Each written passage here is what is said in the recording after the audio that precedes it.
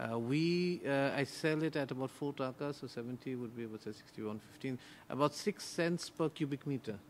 And that we consider to be high. And that does not cover the informal settlements who have a grey market in which they operate. So again, that question of affordability, comparative, is going to be a very big issue. Thank you for raising that question. For the responses, there's another question here. This question is for Dr. Kabir, and I just want to thank him for coming all the way from Bangladesh. I think the insights are quite critical for this dialogue, actually.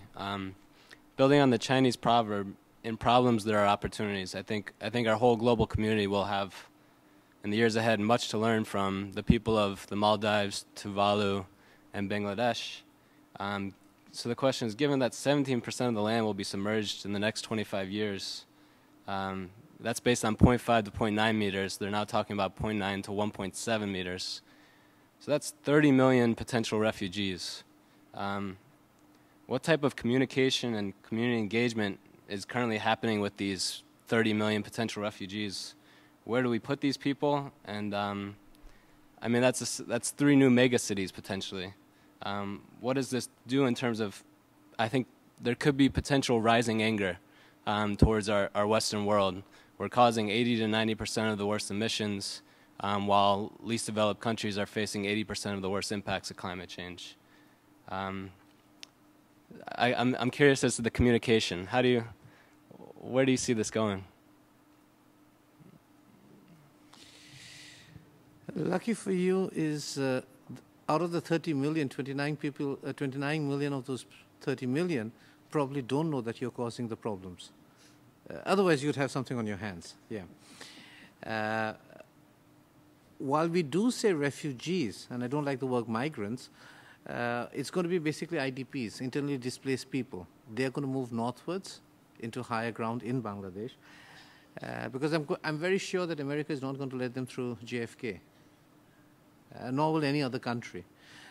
When you're talking about Maldives, Maldives is facing the crisis is they have raised enough funds to purchase at least half of Maldives in any country, whether it be Mongolia, Australia, or Malaysia.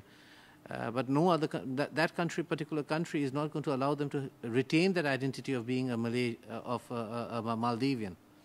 So they're not going to be Maldives. They're going to be citizens of Australia or Mongolia. So they're going to lose the natural identity. They're going to lose the natural culture, because everybody talks about integration into society. So the culture will be lost.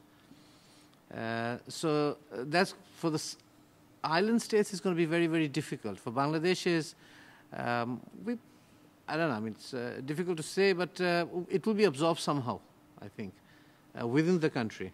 We are a resilient community, and we'll survive, don't worry. But the question about communicating with them in advance of the crisis. No, I mean, that is adaptation. Lots of pilots are going on, and there's a communication strategy is being developed. So that's happening. But nobody's telling them that America or the Western world, the G8, G20s, are causing all this problem. It's not happening. They understand what's happening. They understand in their own way. And their communication style, our communication style is very different. So when I go down to a village, I have a different style of talking. So when you go next time in Bangladesh, we'll take you around to those coastal areas where you can see the potential damages that are happening. And let's talk in our own way, and then you'll see that the communication does work. They won't be angry, don't worry. For one more question, and then I'll give the floor to Elaine Baldov to close.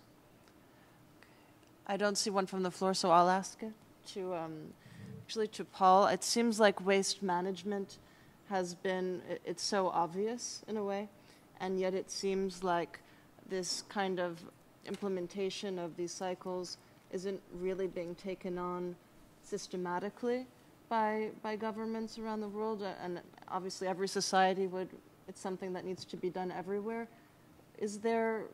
Why is it not happening to the extent that it could?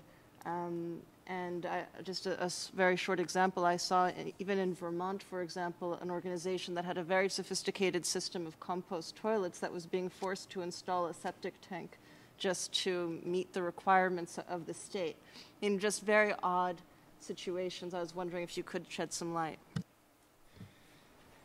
Well, it's as you describe. The one hand doesn't talk to the other, and the larger issue is the apprehension of the tremendous footprint of not all human communities, but certain human communities, hasn't really taken a hard look at the practices of those people. Let me just say it this way. Human beings move more material than the glaciers.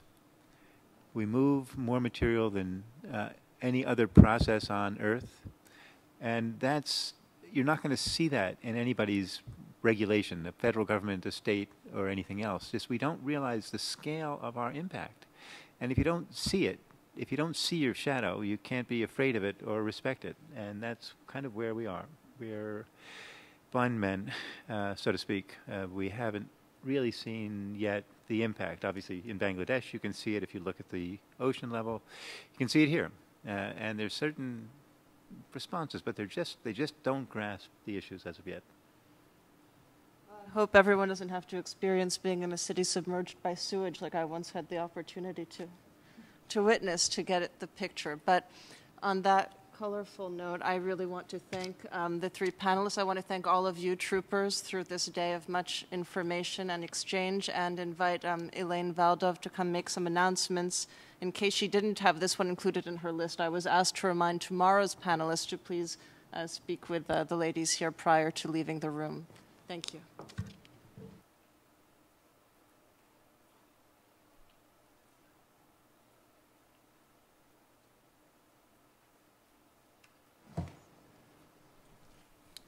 Well, greetings, everyone, again. And yes, it was a colorful note.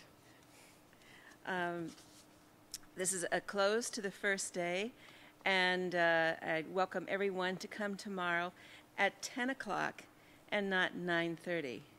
So our session tomorrow starts at 10 o'clock promptly. And there will be people outside, for those of you, all of you who are going to the reception, that will guide you up to the reception, which will be in the UN proper.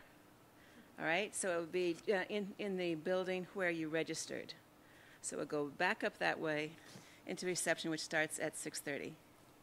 So thank you very much, Shamina, and thank you very much, the panel. And once again, as we started out, thank everyone here for your commitment to make a significant change in this global crisis.